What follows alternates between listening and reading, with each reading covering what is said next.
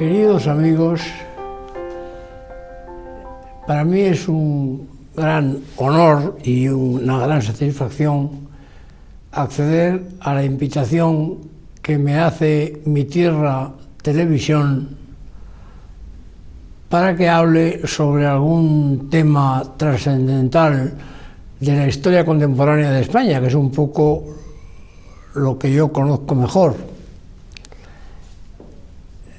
Yo me presento muy fácilmente como el autor de 147 libros sobre historia de España. Ahora estoy escribiendo el número 148, que se refiere a un tema muy importante de la historia de España, como es la historia de la Iglesia española en el siglo XX. Sobre este problema he escrito también varios libros y estoy preparando uno que puede ser el resumen, la ampliación de todos ellos y que espero que vea la luz en los próximos meses. No sé todavía cuándo, porque siempre sé cuándo empiezo el libro, nunca cuándo lo voy a terminar. Pero el objeto de esta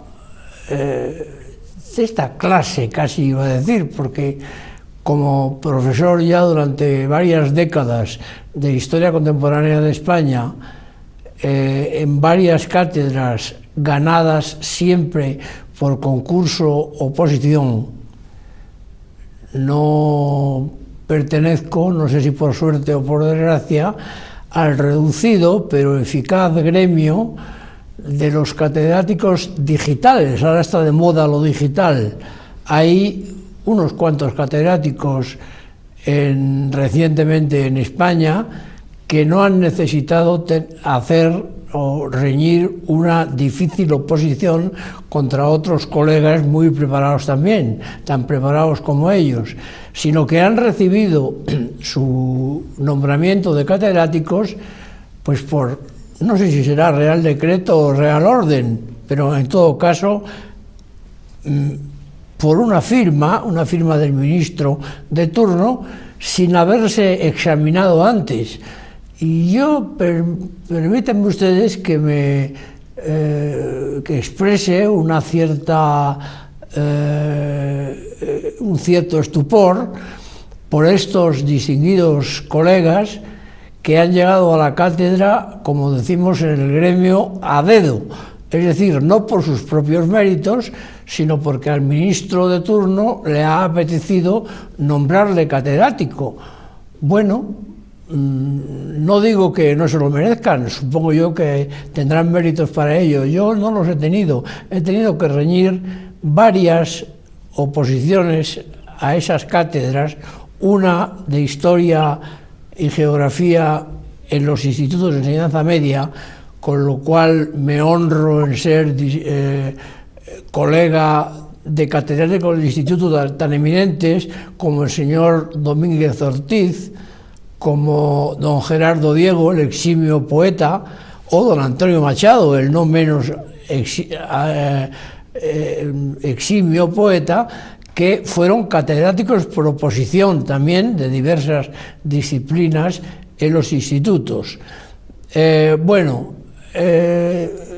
cuerpo de institutos sigue teniendo supervivientes gloriosos y en general todos los catedráticos de instituto han rayado a gran altura en las disciplinas que les competían, pero yo pertenezco también al escalafón de los catedráticos de universidad, pasando por todos sus grados de ayudante y de adjunto y todo lo demás, porque esa era antes la carrera universitaria y ciertamente no sé si los catedráticos actuales alcanzan el nivel que alcanzaron quienes fueron mis maestros. Yo me precio en ser discípulo de un Claudio Sánchez Albornoz, a quien creo el historiador más importante que escribió sobre la España anterior al siglo XX, en el cual vivió y murió, del profesor Vicente Palacio Atar, que es uno de los que sobreviven, del profesor José María Jover, de una pléyade gloriosa de catedráticos de universidad que han hecho la historia de España que yo estudié y que yo luego he procurado ampliar en las zonas que me competían por vocación o por conocimiento. Bueno, pues esos 4 títulos de catedrático por oposición o por concurso oposición me avalan ante ustedes para que yo ahora hable de un tema que me parece sumamente importante, que hace poco fue objeto de un artículo mío en la revista Época y que ha sido objeto de muchos de mis libros.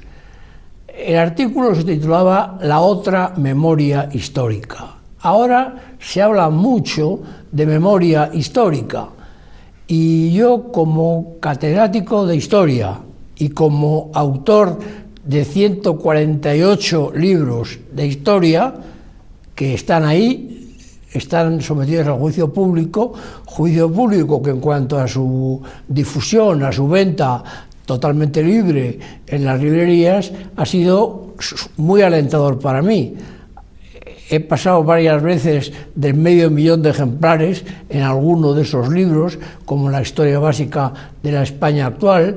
Voy camino de pasarlos con otro libro que todavía es novedad, aunque salió ya hace unos años, la historia total de España, ambiciosísimo título que va por la edición número 14 en este momento. Y a ese veredicto del público, lo mismo que al veredicto de los tribunales de oposición que en su día me juzgaron y que estaban formados por profesores a quienes yo en algún caso no conocía, por ejemplo el profesor Mario Hernández Sánchez de Barba, que fue un votante principal en la cátedra, en las oposiciones que me dieron la cátedra, en el año 75, con el profesor Miguel Artola, al cual sí conocía, pero no lo suficiente, que después le he conocido muchísimo mejor y me honro mucho que estuviera en mi tribunal junto con el profesor Vicente Palacio Atar.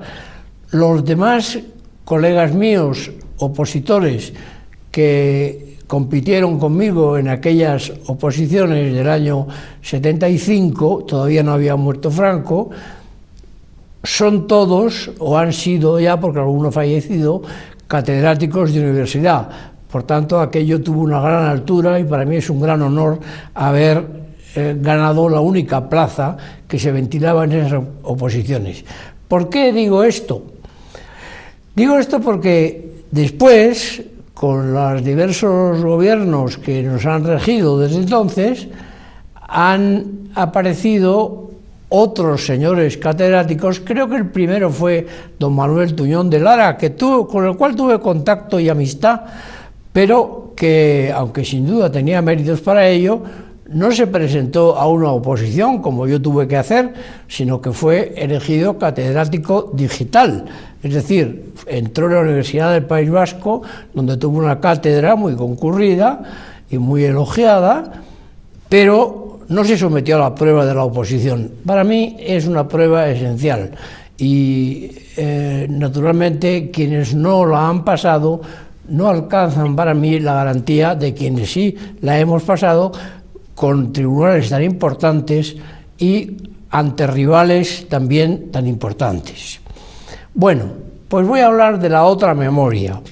Ahora, este gobierno socialista que nos preside, y a quien yo respeto porque es el gobierno de España, me puede gustar más o menos, pero ahí está, acaba de aprobar o de hacer que aprobaran las Cortes un proyecto de ley que él llama de la memoria histórica. A mí, como historiador, me parece extraño que se pueda legislar sobre la memoria histórica, porque la historia puede ser objeto de estudio, de análisis, de controversia, todo lo que se quiera. La historia científica la inventó en el siglo IV antes de Cristo un genio de las letras llamado Tucídides. Antes de él había habido historiadores como Heródoto, que fue un gran historiador. Después de él ha habido historiadores como un Julio César, por ejemplo, y otros muchos más, pero nadie como Tucídides, creador de la historia científica, en su maravillosa historia de la guerra del Peloponeso, en la cual él fue un estratega, es decir, un capitán general del ejército ateniense, elegido por el pueblo ateniense. Fue estratega, combatió en algunas batallas importantes anfibias, navales y terrestres de esa guerra del Peloponeso, que se riñó en el siglo IV antes de Cristo, y fue un general derrotado al final, porque después de muchos avatares, y él era un general excelente, él trató de reconquistar la colonia ateniense de Anfípolis, amagó un desembarco, parece que ganaba, pero al final fue derrotado por los enemigos de Atenas. Entonces fue destituido, sufrió el ostracismo y en lugar de lamentarse de su mala suerte, que evidentemente la tuvo, lo que hizo fue explicar lo que había sido aquella guerra. ¿Cómo lo explicó? Pues yendo a los campos de batalla, a los sitios donde la guerra se realizó, a las ciudades que la habían protagonizado. Conoció el lugar de las batallas, a muchos de los soldados que habían combatido en ella, a otros que murieron en ella también los conocía. Y sobre todo recabó la mayor cantidad de documentos orales y escritos que pudo para darnos una versión de la guerra del Peloponeso que ha quedado desde entonces como modelo de la historia científica, de la historia objetiva, de la historia real, auténtica, que hoy seguimos estudiando según las pautas que él nos legó. Bueno, pues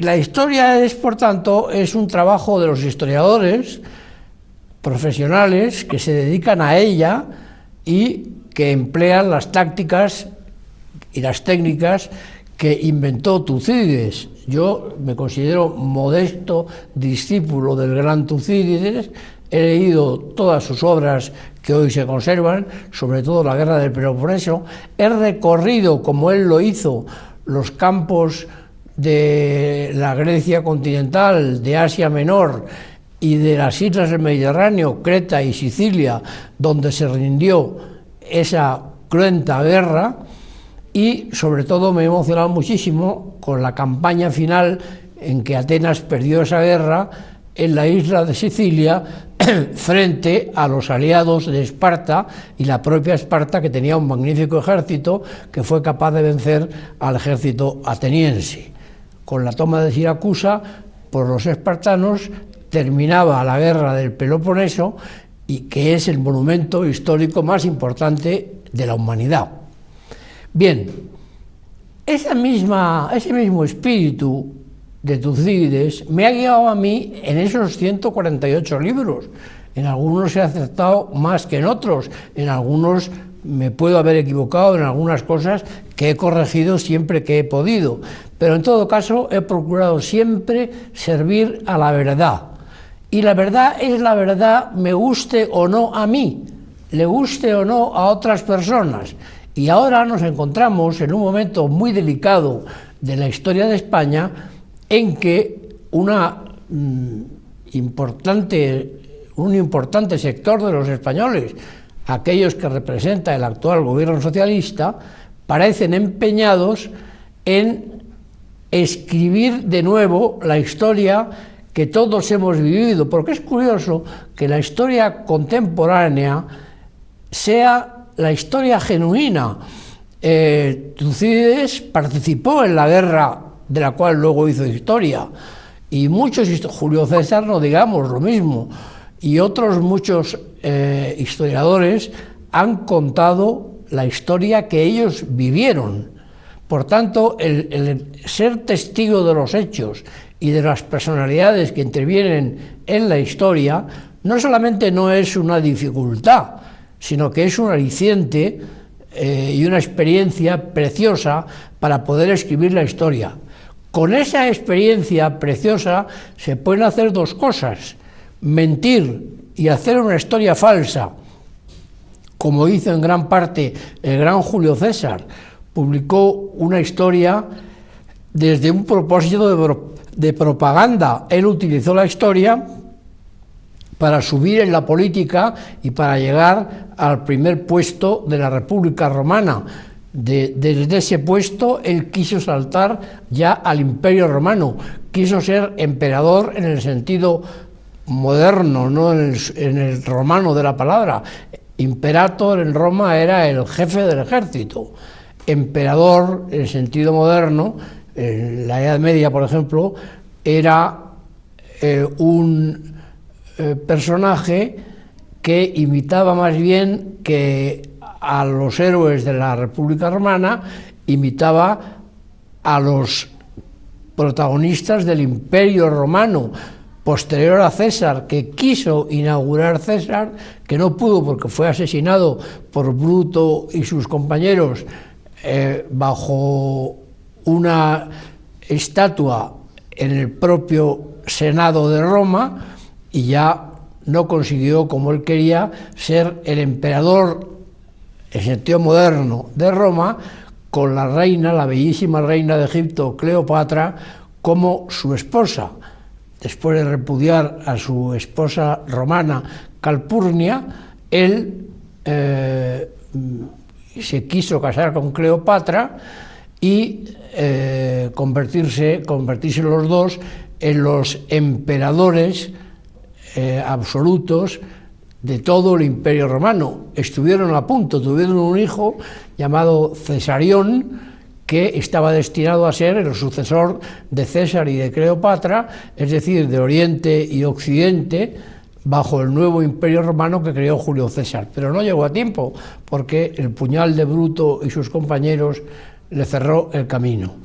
Pero fue un sobrino de Julio César, Octavio César Augusto, el que sí creó, bajo formas republicanas que no engañaban a nadie, fue el que inauguró y creó el Imperio Romano ya en sentido moderno, es decir, un imperio totalitario, absoluto, que mantuvo las instituciones republicanas, pero como una simple sombra de lo que fueron. Y luego vinieron todas las dinastías romanas, la del propio Augusto con Tiberio, Calígula, Claudio y Nerón.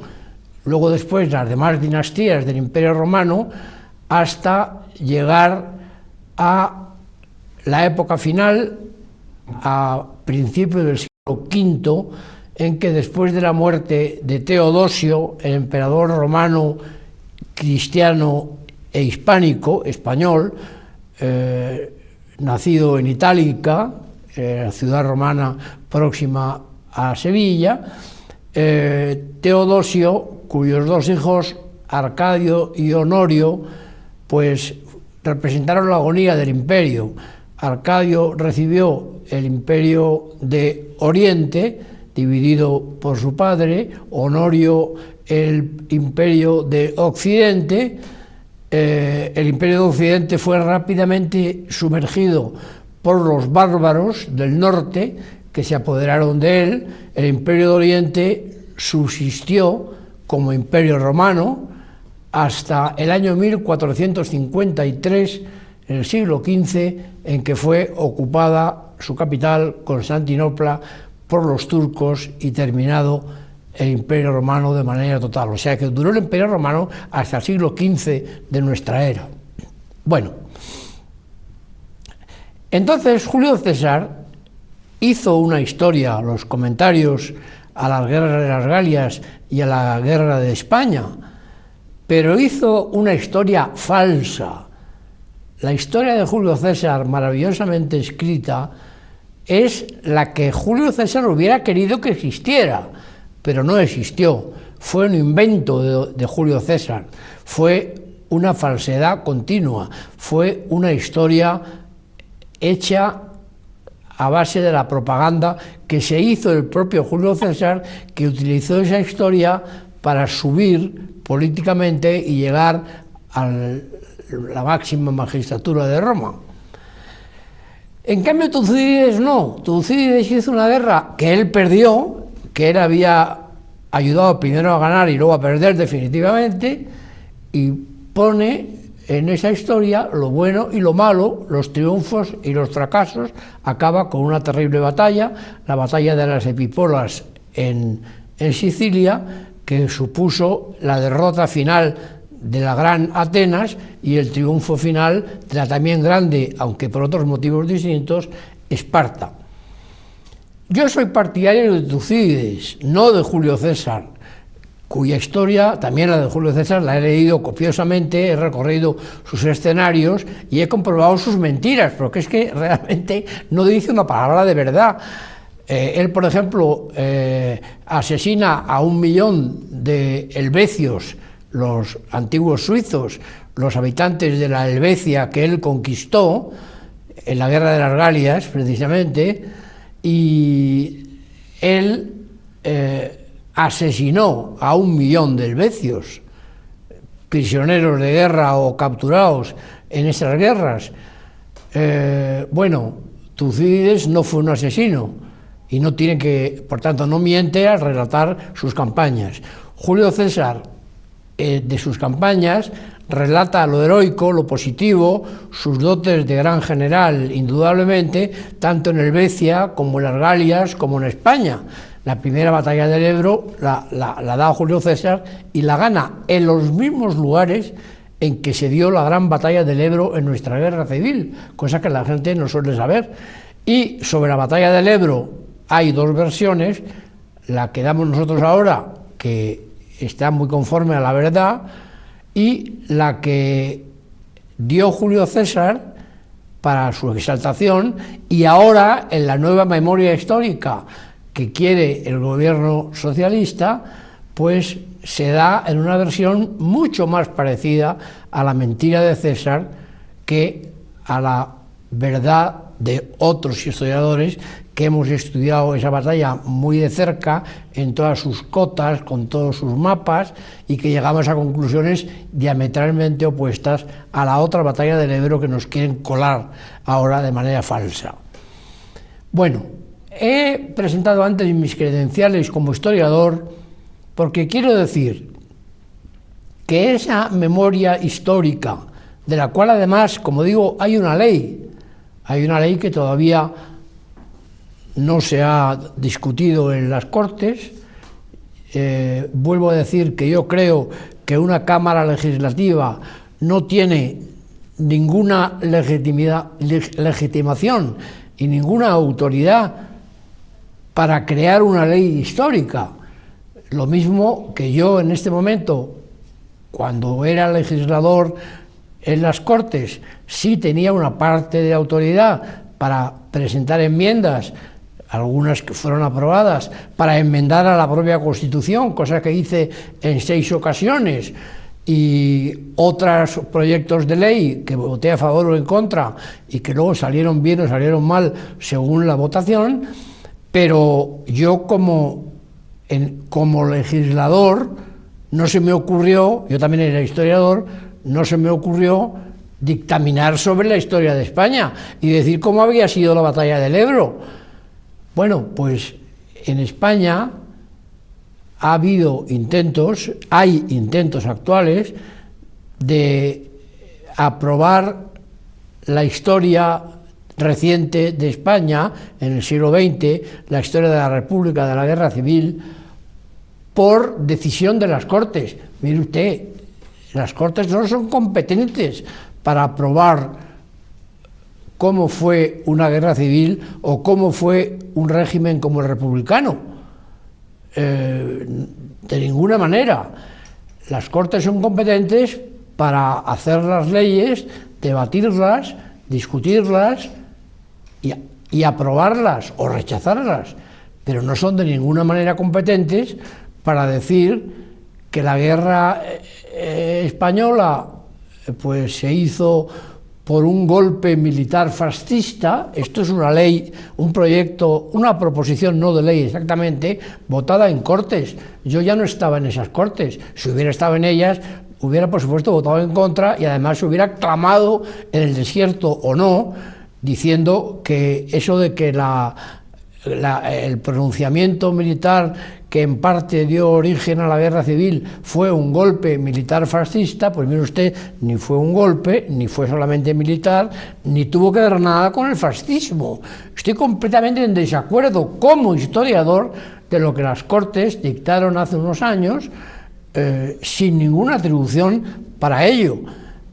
Pues no, vuelvo a decir que los historiadores no podemos hacer las leyes, y los legisladores no pueden hacer la historia, pero por favor, ¿dónde estamos? Y a mí me costó 15 días, nada más que 15 días, cuando se aprobó esa ley, esa proposición no de ley, diciendo que el alzamiento nacional del 36 había sido un golpe militar fascista. Yo publiqué un libro 15 días después, en Editorial Fénix, fundada por mí, que se titulaba El 18 de julio no fue un golpe militar fascista, porque no lo fue, no tiene ninguna de las características para considerarse como golpe militar y fascista.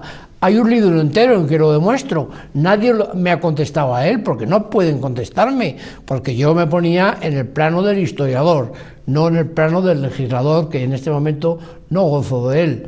Bueno, el reinado de Alfonso XIII, por empezar en algo, necesita todavía a estas alturas una grave rectificación. Hay libros excelentes, como el de Melchor Fernández Almagro, sobre el reinado de Alfonso XIII.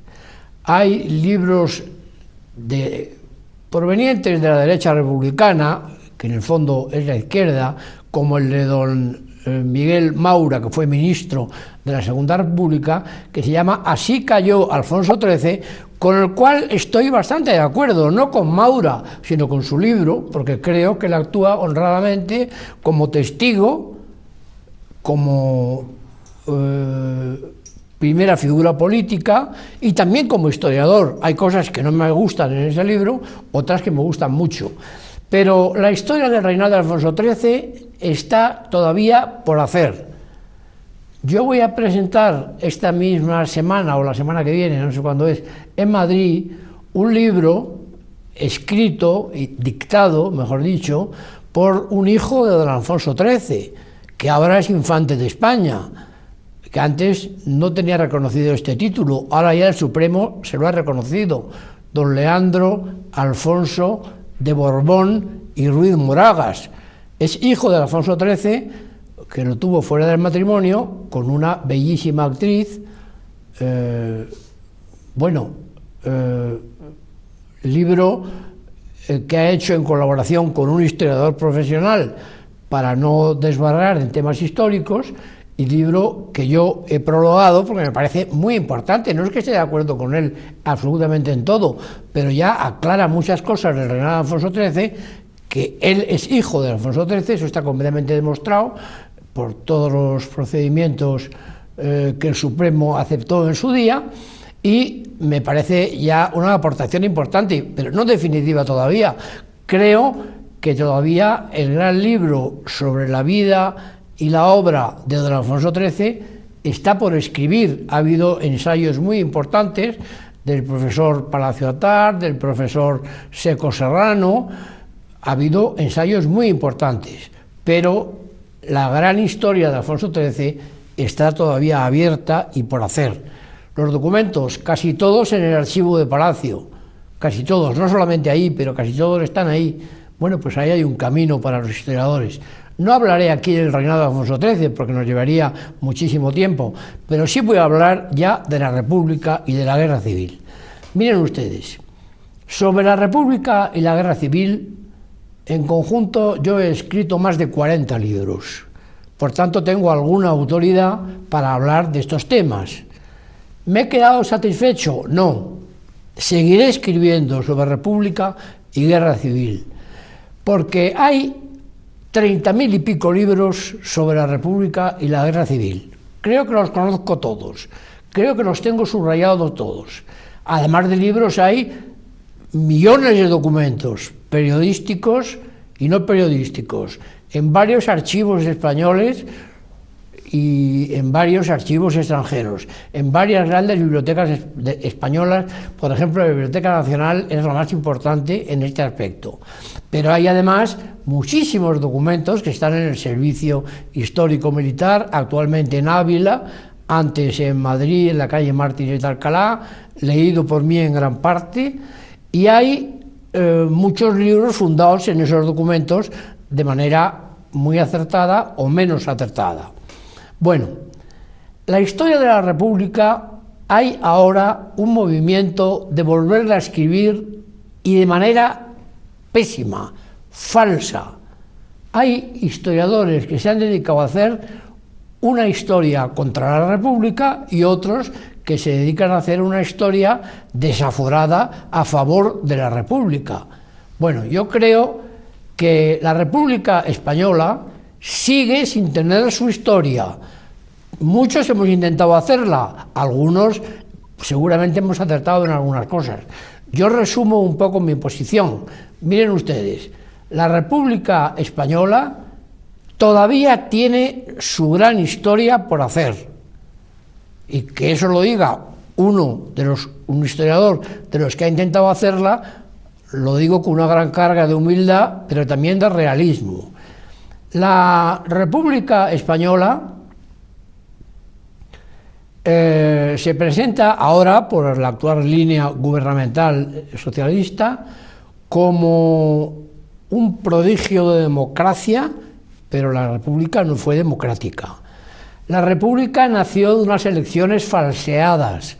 Yo ya había nacido y me acuerdo de aquellas elecciones, aunque tenía 5 años, pero no importa. El recuerdo infantil es muy poderoso.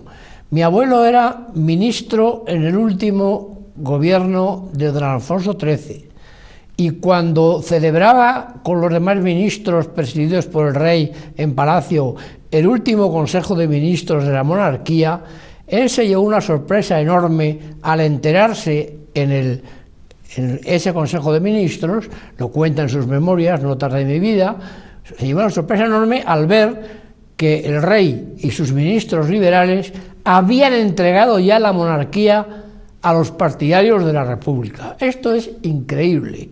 Aquellas elecciones que se hicieron en abril de 1931 no se habían hecho para decidir entre monarquía y república, no eran entre republicanos y monárquicos, de ninguna manera. Eran unas elecciones municipales para decidir el nombramiento de 80.000 concejales en los ayuntamientos, que luego cada uno en su ayuntamiento elegiría a su alcalde, y esos alcaldes pues regerían los municipios. Estas fueron las elecciones del 31. Para nada se trataba de monarquía o república. Segundo, esas elecciones se habían celebrado en una primera convocatoria, se habían celebrado con una finalidad de elegir a los concejales que pertenecieran a una sola lista, es decir, en muchos ayuntamientos los republicanos no se presentaron, en otros muy pocos, los monárquicos tampoco. Bueno, pues en los ayuntamientos en los que se había presentado solo una lista, la ley electoral vigente, que fue la que regió aquellas elecciones, dictaminaba que esa lista única era la vencedora y era la que se proclamó. Bueno, en la prensa se publicaron los resultados, esto fue el 12 de abril, los resultados de esas elecciones parciales en los ayuntamientos que solo presentaban una lista. Y en esas elecciones, los resultados publicados en la prensa y aceptados por el gobierno fueron 22.000 concejales monárquicos y menos de 5.000 republicanos. Fíjense ustedes qué paliza. Es decir, no se trataba de monarquía y república, no era eso. Se trataba de que en esa primera convocatoria electoral legítima, según la ley electoral, ganaron abrumadoramente los monárquicos por 22.000 contra 5.000. 2 días después, el 14 de abril, se presentaron las listas para los ayuntamientos con los partidos que habían presentado, en los que se había presentado más de una lista, por lo menos 2, o 3, o 4, o 12, o las que fueran. Bueno, curiosamente, esa segunda convocatoria electoral tuvo un resultado, pero no lo sabemos. Son las únicas elecciones de la historia en todo el mundo cuyo resultado no se ha publicado todavía. La República, en varios años que tuvo de mandato, no publicó el resultado. La única publicación oficiosa, no oficial, de ese resultado apareció el año 32, ya bajo la República, casi un año de República, publicada en el Instituto Nacional de Estadística, que es un organismo oficial, pero que se encarga de registrar los resultados, no de proclamarlos, porque no se habían proclamado. Ya en el año 32, los resultados del primer número publicado en ese año por el Instituto Nacional de Estadística, se dice que las elecciones se celebraron, que se ventilaba en total la elección de unos 80.000 concejales, todo es verdad, pero que el número de concejales monárquicos resultó superior, no muy superior, unos cientos, bueno, es igual, superior al de concejales republicanos, sin ninguna garantía, porque aquello lo dijo la República. La monarquía ya había desaparecido, se había rendido y se había marchado. Entonces, aun el único resultado que se ofreció, retorcido, oficioso y republicano, daba la victoria a los concejales monárquicos. ¿Qué dijeron los republicanos? Que no importaba, que las elecciones en 12 ciudades españolas, mayores de un número determinado de habitantes, me parece que fue 100.000, daban la victoria en esas 12 ciudades a los concejales monárquicos. Pero en las 38 ciudades restantes, entre ellas las más importantes, Madrid, Barcelona, Valencia y Sevilla, y Bilbao, la victoria había sido para los republicanos. Pero que en el campo español, que es tan posibilidad de votante como las ciudades, la victoria monárquica había sido abrumadora. Abrumadora. Bueno, pero si no se trataba de monárquicos y republicanos, eso lo dijo el Instituto de Estadística porque le dio la gana, pero no se trataba de eso, pero aun tratándose de eso, la victoria monárquica era era abrumadora, y la victoria republicana se reducía a 38 ciudades. ¿Que es muy importante el voto de las ciudades? Evidentemente, pero que el voto de los pueblos y de las ciudades menores también es igual de importante. Todos los votos valen lo mismo. Pues los republicanos dijeron que no, dijeron que los votos de las ciudades era lo que determinaba el resultado. ¿Y por qué? ¿Por qué los votos de los pueblos no servían? Es que ahí reina el caciquismo, bueno, y en las ciudades también. Eso es una tontería. Bueno, pues eso fue la doctrina que se aceptó, y el rey y los ministros liberales monárquicos, el conde de Romanones, el duque de Maura, fíjense ustedes qué nombres, eran monárquicos ellos, pero aceptaron la victoria de la República. ¿Pero por qué? Si no había ganado, si había perdido. Y además no iba las elecciones no iban con monarquía y república. Pues miren ustedes, todavía en los libros de texto aparece la República como vencedora de las elecciones. No lo fue. No lo fue. Venció la monarquía y las elecciones no eran para elegir entre monarquía y república. O sea que aquello fue un fraude. La república empieza con una mentira, con una falsedad tremenda.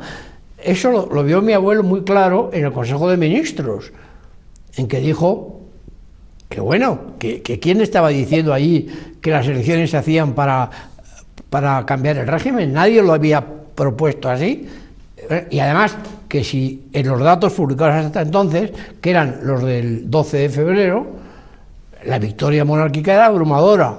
Bueno, pues seguimos con la historia, incluso en libros de historia serios, como el de Tuñón de Lara, se sigue diciendo que ganó la República y que la monarquía abandonó. Es verdad que la monarquía abandonó, pero por cobardía de Alfonso XIII, por cobardía de los ministros liberales. Hubo solamente 2 ministros, mi abuelo Juan de la Cierva y el señor conde de Bugalal, que votó con él a favor de la monarquía, porque aquello no iba con el cambio de régimen y por tanto las elecciones que habían ganado los monárquicos, el rey no debía aceptarlas como un plebiscito contra la monarquía.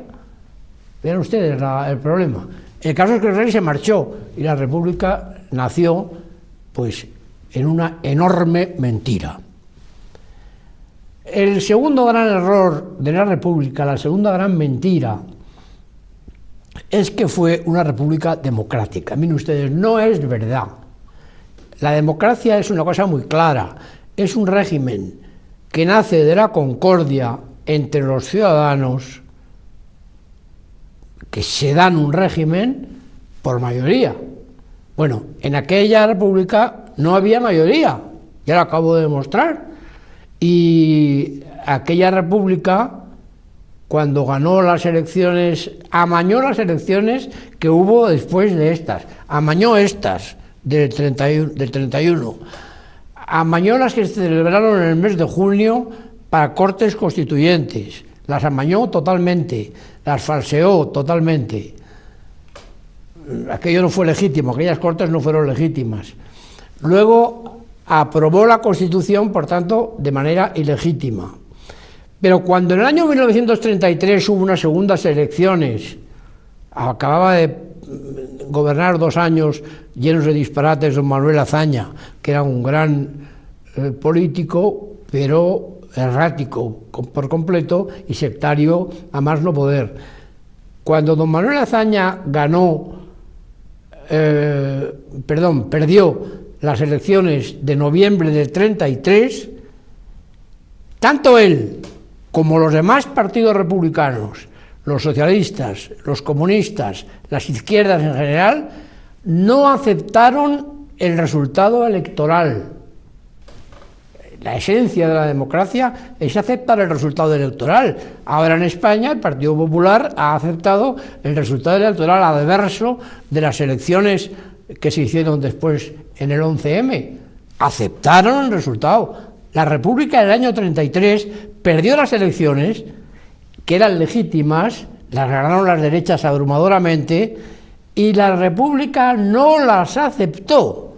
Los republicanos dijeron que no, y se sublevaron en Cataluña, en muchas calles de España, en Madrid, por ejemplo, en Cuatro Caminos estuvo tomada por ellos, y sobre todo en Asturias, una revolución socialista y comunista y anarquista que duró 15 días con 1.500 muertos en el presunto enemigo. ¿Eso es democracia? No. Pues lo que salió de esas elecciones fueron unos gobiernos democráticos de derecha, porque en la pequeña guerra civil que hubo en octubre del 34, en la revolución de octubre en Madrid, en Asturias y en Cataluña, venció el gobierno, se mantuvo unido el ejército y tomó posesión el gobierno. Y, por tanto, aquel gobierno de centro-derecha que gobernó del 33 al 35 fue un gobierno legítimo de centro-derecha que hizo una legislación conforme a sus votantes y al cual los gobernantes de la izquierda no reconocieron. Acto antidemocrático soberano. Llegan las elecciones terceras de la República en el mes de febrero de 1936. Esas elecciones nacen después de un golpe de Estado dado por las izquierdas en que derriban anticonstitucionalmente al gobierno de centro derecha, lo derriban y ponen en su lugar a un gobierno del Frente Popular que era el de la coalición de izquierdas. Esto es un golpe de Estado. Esto sí que es un golpe no militar, pero es un golpe civil, político, no fascista, pero sí comunista o marxista, como ustedes quieran. Eso sí, porque está demostrado por la historia. Y entonces el presidente de la República le entrega el poder a don Manuel Azaña, que se había instalado ya en el poder sin que nadie hubiera proclamado el resultado electoral. Tanto es así que la segunda vuelta de las elecciones, entonces eran a 2 vueltas, en gran parte no se pudo celebrar, y en muchos ayuntamientos y en muchos cabezas de partido y capitales de provincia no hubo segunda vuelta. Aquello era ilegal, netamente. Pero además el gobierno que se creó era un gobierno del Frente Popular, era un gobierno en cuya comisión de actas don Indalecio Prieto, que era el presidente, ayudado por el Partido Nacionalista Vasco, que el 33 había votado a favor de las derechas, porque era de derechas y católico, y en el 36, por obtener la autonomía que le habían prometido las izquierdas, favoreció y votó a las izquierdas, pues el PNV y el PSOE copaban la comisión de actas, suprimieron las actas que les dio la gana pertenecientes a las derechas, quitaron actas a todos los diputados de derechas que les vino en gana y convirtieron una mayoría reducida, que no era de ninguna manera absoluta y que faltaba la segunda vuelta, que no sabemos lo que hubiera pasado, la convirtieron en mayoría absoluta, falsa y aplastante. Eso fueron las elecciones de febrero de 1936. Está demostrado, yo en mi libro que he citado antes, el 18 de julio no fue un golpe militar fascista, lo vuelvo a demostrar por si hiciera falta. El gobierno del Frente Popular fue, por tanto, ilegítimo. No tenía legitimidad ni de ejercicio ni de origen. Se dedicó a toda clase de tropelías y desmanes. Cambió las actas favorables a la derecha y las convirtió en una victoria de la izquierda absoluta que no se había dado de ninguna manera. Fomentó el desorden público que fue, caótico. Ahora a veces se dice que estamos en una posición como el Frente Popular. Afortunadamente no. Ahora hay desmanes, hay carne borroca y cosas de esas. Aquello era en toda España, pero con muchos más asesinatos. Ahora, gracias a Dios, parece que, ha habido 2 asesinatos en Barajas, pero según dicen sus responsables, aquello fue contra su voluntad. Yo no me lo creo, pero el caso es que ha habido nada más que 2 últimamente, entonces eran todos los días asesinatos políticos, asesinatos de sacerdotes y de religiosos. Algunos de ellos están ya beatificados y canonizados por los 2 últimos papas. Bien, lo que está claro es que el periodo del Frente Popular fue ilegítimo, caótico y provocó que el líder de la oposición, que era don José María Gil Robles, un gran político que sí se comportó democráticamente, dijera en las Cortes de la primavera del 36, que yo he llamado primavera trágica: señores de la mayoría, esta nación, por lo menos la mitad de la nación, no se resigna a morir, y vosotros la estáis matando. Aquello fue prácticamente una declaración de guerra por parte del líder democrático de la oposición democrática al gobierno no democrático. La gente de derecha se veía arrinconada, se veía amenazada, se veía asesinada y robada, y la gente de derechas pidió a los militares afines que salvaran a España, y ellos lo hicieron. Hubo sí una conspiración militar, evidentemente. Fascista nada. La Falange Española, que era el partido fascista español en aquel momento, era un partido pequeño que no pasaba de 15.000 militantes y que era completamente incapaz de declarar una revolución fascista o no fascista. Esto es otra de las grandes mentiras. Entonces, el alzamiento fue eso, media nación que no se resigna a morir. Y los moralistas cristianos de la época escribieron tratados muy importantes que nunca se citan para demostrar que la guerra, que el alzamiento nacional fue un movimiento justo, al cual luego muy pronto bendijo la Iglesia Católica en masa en todo el mundo, no solamente en España, con alguna pequeña excepción que se quiere jalear como mayoritaria y fue muy minoritaria, y de esta forma se llegó al alzamiento de julio, que, como digo, fue todo menos un golpe militar fascista. Bueno, esto es la República con las mentiras principales con que la República se ha adornado. Podríamos hablar con más extensión todavía sobre la guerra civil, es el tema que yo he estudiado más, pero no me va a dar tiempo porque es muy tarde ya y yo no quiero abusar de su paciencia. Solamente diré que en varios libros, por ejemplo en uno que se titula No nos robarán la historia, yo cuento las mentiras más importantes que se han tratado de colar a los españoles sobre la guerra civil. Estas mentiras están incluidas de lleno en esa reivindicación de la memoria histórica que ahora trata de hacer por ley el gobierno del señor Rodríguez Zapatero. Vuelvo a decirlo, un gobierno no tiene ninguna autoridad para dictaminar sobre sucesos históricos que ocurrieron hace 70 años. Un gobierno no tiene autoridad para eso. Bastante autoridad tiene para dictaminar sobre la actualidad, sobre la situación actual de España. Poder estar de acuerdo o no con él, pero le reconozco autoridad para ello. Pero sobre quién declaró la guerra civil o no la declaró, sobre qué hizo el general Franco o qué no hizo, sobre qué pasó con las víctimas de la guerra civil. El gobierno actual no tiene la más mínima autoridad para dictaminar acerca de eso.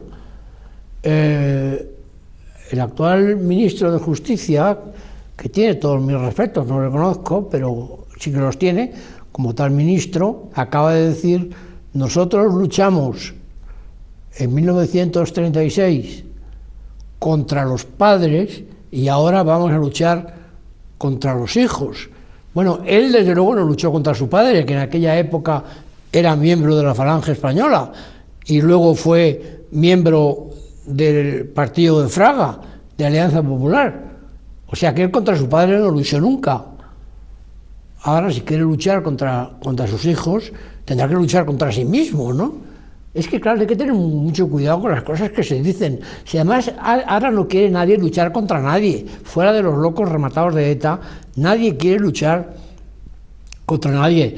No hay un proceso de paz, estamos en paz. Lo que hay en el País Vasco no es paz, es preparación a la guerra, es terrorismo más o menos larvado. En fin, es que hay una frase famosa de George Orwell, que se llamaba Eric Blair, como el actual primer ministro, aunque no tenga nada que ver familiarmente, de Gran Bretaña.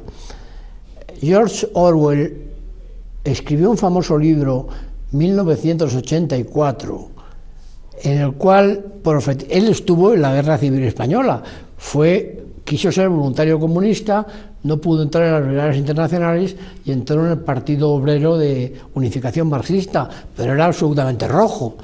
Luego, en España, se dio cuenta de lo que era el comunismo, renegó de él y escribió libros maravillosos, anticomunistas, como Rebelión en la Granja y como 1984, que es su obra más importante, en la cual él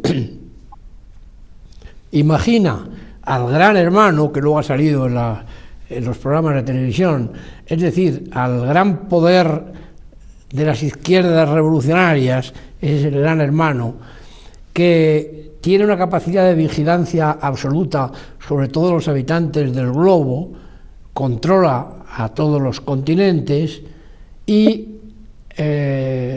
tiene una doctrina que se llama el nuevo lenguaje, cuya síntesis son esas tres proposiciones. La guerra es la paz, la verdad es la mentira, la libertad es la esclavitud. Es decir, todo es al revés. Es la tesis que se llama el nuevo lenguaje, el New Speak, que decía él, y el nuevo lenguaje que utiliza la izquierda universal contra los grupos liberales o conservadores que no se pliegan a sus designios. Bueno, la guerra es la paz, la mentira es la verdad, la libertad es la esclavitud. Este es el lenguaje de Orwell, y este, que me perdone el actual gobierno, es el lenguaje en que está redactada realmente la ley de la memoria histórica y en que está redactada la disposición aquella absurdamente respaldada por el propio Partido Popular, que no votó en contra, de que el 18 de julio fue un golpe militar fascista. No es verdad, es falso, es mentira, pero como la mentira es la verdad, pues esta es la verdad. La otra memoria histórica se está construyendo en España ahora culpablemente como si no hubiera testigos, y hay millones de testigos, yo soy uno de ellos, pero ya vamos siendo mayores, yo acabo de cumplir 80 años, todas las personas que tienen más edad que yo, que afortunadamente son testigos de lo que pasó, y no se va a engañar a estas personas, no se va a engañar a muchos de los hijos de estas personas y a muchos de los hijos de los vencidos en aquella guerra, que ya han visto muy claro y saben que la mentira es la mentira y no es la verdad, y que por tanto no se puede reescribir con la mentira una guerra de España que se libró como se libró y que fue ganada por el general Franco y el centro derecha en España, y en el cual había una buena parte de la izquierda. Y eso está ahí, y eso lo hemos defendido en miles de libros quienes creemos en la profecía de Orwell, que se ha cumplido plenamente. Ahora el comunismo, que era el punto de llegada de la profecía de Orwell, se ha hundido en la Unión Soviética y fatalmente acabará hundiéndose en China. Ya está vacinando en Corea del Norte. Ahora ha surgido además la amenaza islámica con otras motivaciones religiosas puramente anacrónicas en su gran mayoría, que ha provocado tragedias como las de Londres, el 23F y la de España en el 11M. Pero lo que no se puede hacer es sustituir una verdad reconocida por la parte más sana, más documentada, más inteligente de la humanidad, para sustituirla por una mentira tremenda, disfrazándola de verdad. Bueno, este era el mensaje que yo quería transmitirles a ustedes hoy. En mi época de ministro de Cultura, en el año 80, yo recorrí detenidamente, más de una vez, todas y cada una de las Islas Canarias. Aquello fue una prueba, una experiencia imborrable. El llevarme a la Orquesta Nacional a la isla de La Palma, por ejemplo, el haber recorrido, como digo, todas las islas sin dejarme ninguna, y tratar de revivir en mí el espíritu de los primitivos pobladores de las islas, de los españoles que fueron allí a llevar la civilización y la religión, que cometieron errores, pues ¿quién no los comete? Pero en aquel viaje, que luego fue sucedido por otros, ya fue precedido y sucedido por otros muchos, ahora tengo que volver pronto, porque a todo español de la península que no conoce y actualiza el conocimiento de las Islas Canarias, le falta algo fundamental. En Garachico recuerdo yo que hice un largo discurso sobre aquella localidad que estaba un poco enfrentada en el sentido geográfico y positivo a las Américas. Las Canarias fueron la vanguardia de España hacia América. El destino de España en relación con América se teje allí. Las carabelas hicieron su última recalada despidiéndose de las islas de Gomera y del Hierro, que desaparecían en el horizonte cuando ellos llegaban a su gran aventura. Para mí, la contribución de las Islas Canarias al propio ser de España, que en aquellos años se conjuga con el ser de las propias islas, que se transformaban en un elemento de futuro imprescindible para todo Occidente, pues es una experiencia imborrable que nunca me olvidaré y que me alegra mucho que por esta demasiado larga alocución pues haya podido poner en claro algunas mentiras que se han deslizado sobre España y sobre todas las regiones que integran a España, entre las cuales una de las más queridas por mí son precisamente las Islas Canarias. Muchas gracias.